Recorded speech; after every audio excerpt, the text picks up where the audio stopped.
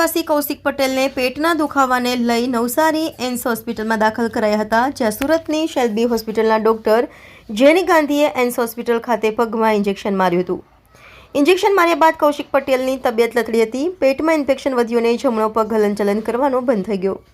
ત્યારબાદ તેમને સુરતની શેલ્બી હોસ્પિટલમાં સારવાર ખાતે લવાયા. 14 દિવસની સારવારમાં પગની 4 સર્જરી શેલ્બી હોસ્પિટલમાં કરવામાં આવી, જેનું 20 લાખ રૂપિયાનું બિલ હોસ્પિટલમાંથી લેવામાં આવ્યું હતું.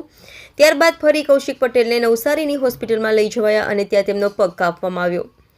પગ કાપ્યાના 3 દિવસની અંદર કૌશિક પટેલનું મોત થયું છે, તો નવસારી એમ્સ હોસ્પિટલનું 8 લાખ રૂપિયાનું બિલ પણ બાકી છે. સમગ્ર મામલે શેલ્બી હોસ્પિટલના ડોક્ટર સામે કાર્યવાહી થાય તેવી પરિવારના સભ્યોની માંગણી છે. રિપોર્ટર રાશેદ ખાન પઠાણ, સુરત. મારું નામ છે સોનલ પટેલ. હું નવસારીથી આવી છું. મારા ભાઈ કૌશિક પટેલના ડોક્ટરો દ્વારા જે ગંભીર બેદરકારી થઈ છે તેના માટે હું અહીંયા આપ સમક્ષ હાજર છું. આજે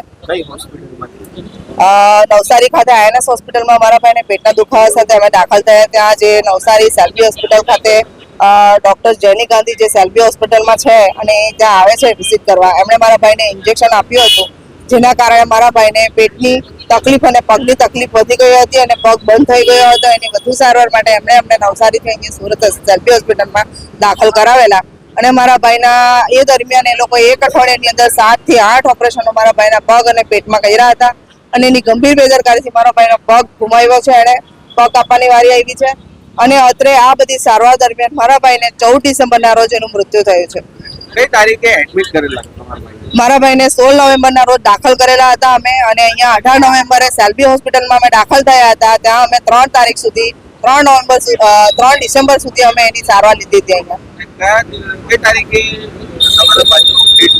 મારા ભાઈનું 14 ડિસેમ્બરે ડેથ થયું છે અને આ હોસ્પિટલના જેટલા બી ડોક્ટરોની બેદરકારી છે એના માટે મેં 1 મહિનો ટોટલ હોસ્પિટલના આટા માર્યા છે, રખડી છું. ત્યારે મને ખ્યાલ આવ્યો કે મારા ભાઈને જેની ગાંધી દ્વારા જે બિનજરૂરી પ્રોસેસ શેલ્બીમાં જે થઈ છે એ વ્યક્તિ આપણે કહીએ કે બહુ ગંભીર બેદરકારી જે છે, ખ્યાતિ કેસમાં જે ભૂલ થઈ છે એ રીતની જ આ વસ્તુની અંદર બી ભૂલ કરી છે.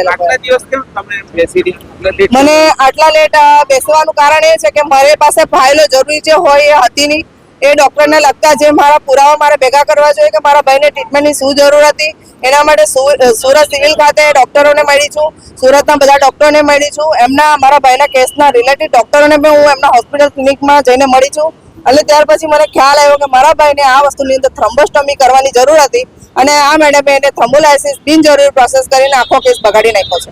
કેટલાનું બિલ થયું હતું અને કયા ડોક્ટરે ટ્રીટમેન્ટ કરી? મારા ભાઈને આ હોસ્પિટલની અંદર 20 લાખ રૂપિયાનું બિલ થયું છે અને નવસારી ખાતે આઈએનએસ હોસ્પિટલનું અમારું 8 લાખનું બિલ હજુ બાકી છે અમારે ભરવાનું, જે કે મારા ભાઈના કંપનીના જે નોકરી કરે છે ત્યાંથી જે પૈસા આવશે તેની રાહ જોઈને અમે બેઠા છે કે એ પૈસા અમે ભરી શકીએ. હવે